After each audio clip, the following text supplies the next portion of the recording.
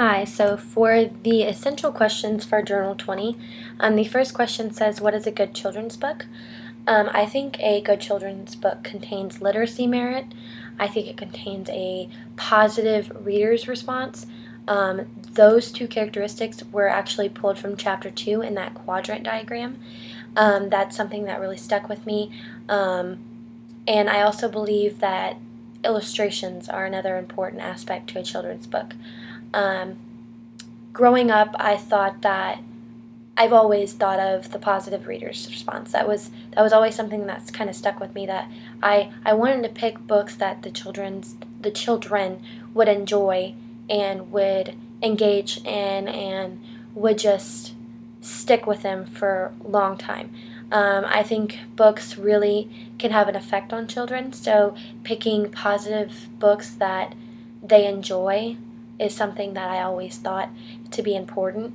Something that I didn't think was important but is very important is obviously the literacy merit. When I think literacy merit, I think of the quality of the book. Does it teach the students? Is it going to make them more knowledgeable? That's something that you really need as a teacher. You're trying to educate the children, so you want to give them books that are going to educate them or teach them a lesson or one of the two. You don't want to give them a book that isn't going to do anything. So that's something that really opened my eyes. This course has opened my eyes to. I always thought of the positive reader's response, but the literacy merit kind of was just something that I wasn't thinking about. The reader's response kind of overshadowed those things. I just wanted them to like it, and that was something that I've always thought of. So the literacy merit was definitely something that I've learned and that I have definitely taken from this course. Another thing that I explained was the illustrations. A child is going to want to see pictures, and it's another way for them to kind of retain the information that's coming out of the book. I think that the illustrations are very important. Two picture books that I really enjoyed that were also, I think, that have great literacy merit, and I personally had a positive response from these two books, were Ling and Ting, not exactly the same. This book I actually loved. It's an easy to read book. It's a picture book, but I also believe it's a Mother Goose book, which teaches a moral lesson. In this book, I think that the moral lesson is that everybody's unique. This book actually did relate to me. It was basically my life into a book. I am an identical twin, and our names rhyme as well. I'm Leanna, her name's Rihanna. So I think that this book really stuck with me. It basically is my life in that book, and it teaches you that everybody's unique, and you shouldn't think that people are all the same.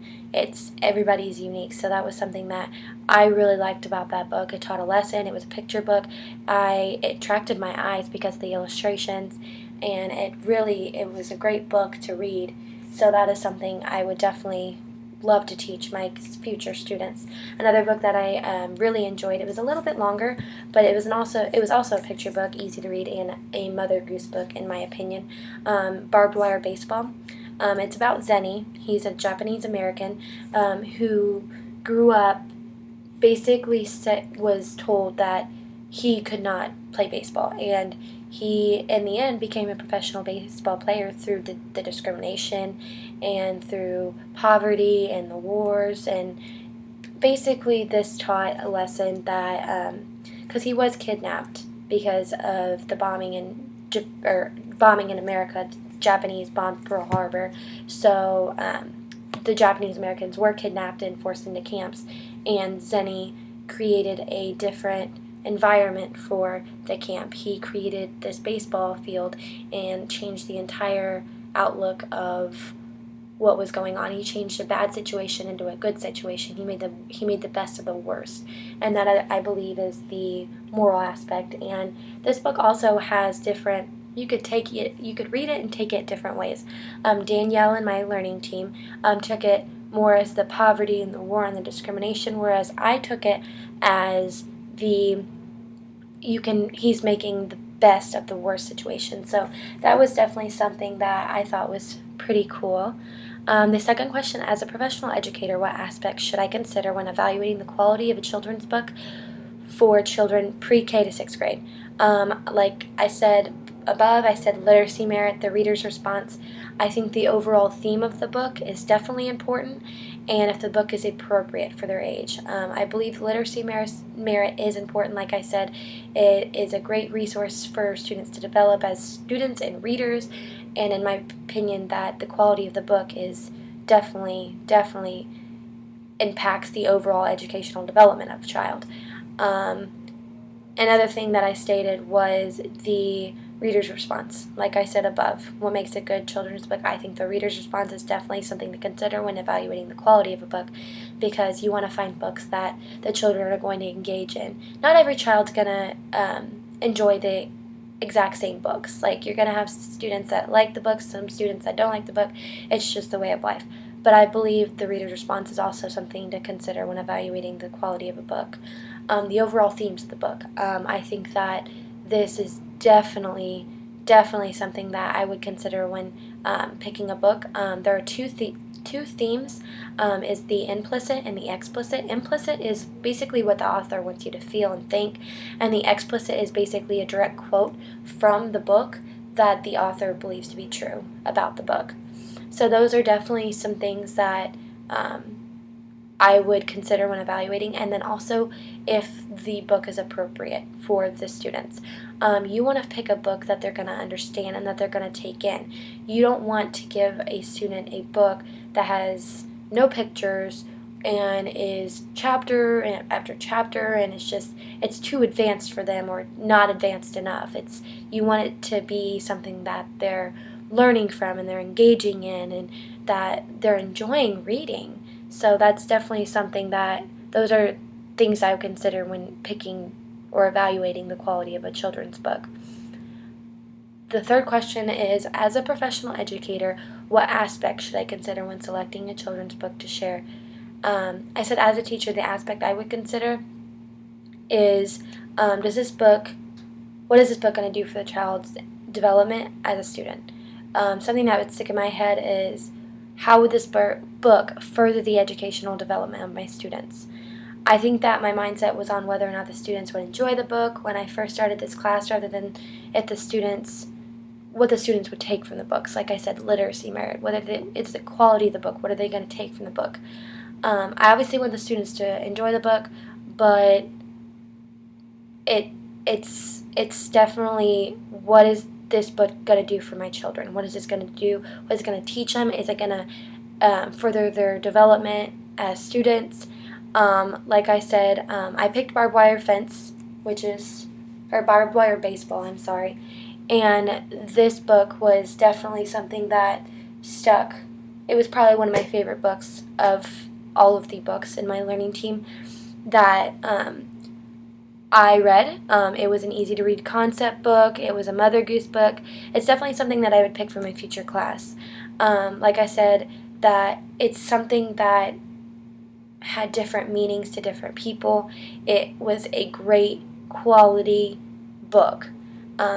Another aspect to consider after you pick the book is, what are you going to do with this book? Are you just going to hand the child a book and expect them to learn from it, or are you going to do something with the book, with the lesson plan? What is the point if you have a great book but you don't have a great lesson plan to incorporate into your lesson plans? You want a great book, a great lesson plan, and both of them combined will just allow the student to engage in the book and learn from the book and just really absorb the material. And that's something that I never really had growing up. I didn't have an English teacher that really was hands-on. So that is what I actually am going to talk about for the fourth question. As a professional educator, how can I engage children in a children's book so that they benefit from various strengths of the book and meet national and state standards in a meaningful manner? I'm a very hands-on person. I like to do things I like to incorporate kids in a classroom. I don't want to just hand a child a book and say, do a paper or do a project on this. Now, go. That doesn't teach them. You need to read the book and get something out of the book. You want to read the book and take something from it. You want to create something, make a creative and interactive lesson plan. That's something that I believe is best, using the strengths from each student and from the books and creating a way for the students to learn while being completely engaged. My example for this is if I picked Scaly Spotted Feather Frilled. This book is about dinosaurs and how obviously we weren't alive 65 million years ago, and the fact that we have created these dinosaurs and what they look like, and if they were herbivores or omnivores, or all of these characteristics that we obviously weren't there to know, but we know from science and from their bones. And it's just, this is a really great science book. It has great picture. It's a picture book. I would consider this a more advanced book, so probably 4th, 5th, 6th grade, because of the words and, timelines and paleontologist. Those are they're bigger words for, I would assume, for 4th, 5th, 6th graders. So it could be used for all elementary because it's a picture book. It's very informative, but I think that older students would benefit from this book more. For this book, I would have the students read the book and use their knowledge from the book to create their own dinosaur. I would have the students obviously create their own dinosaur, so make up a name, draw a picture, and then what characteristics are about it. Like I said, if they're meat eaters or plant eaters, or they run really fast, or they're super slow, or they're very tall, and this is why they're very tall, just things like that. Get them thinking, and creative aspects are just something that I really enjoy.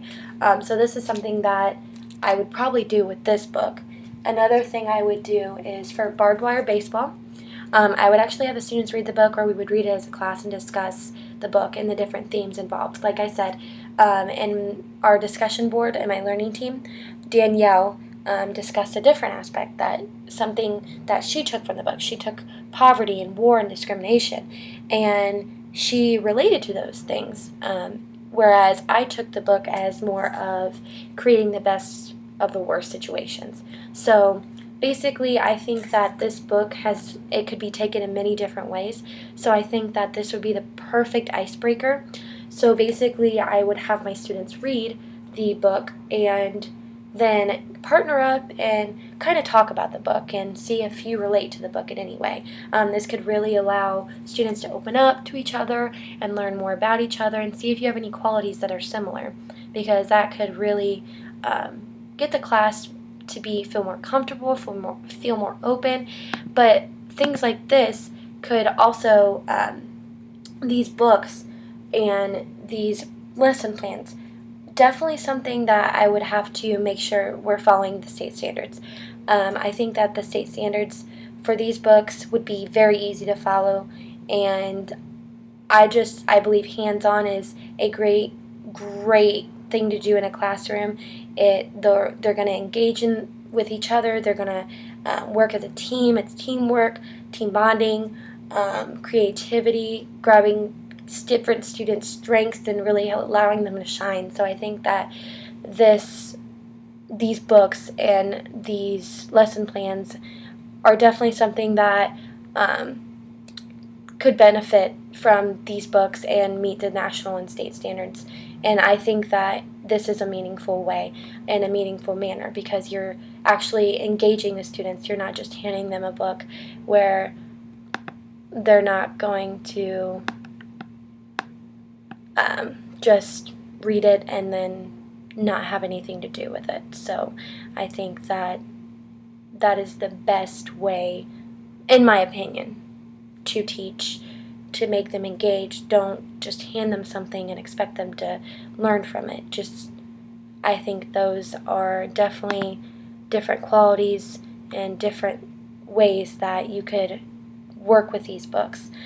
These books and my learning team have really opened my eyes to this class, to this. I was never a reader or very into literacy, and I think that literacy is probably one of the most important subjects for a student's development academically. So those are my answers to those questions, and that is my Journal 20.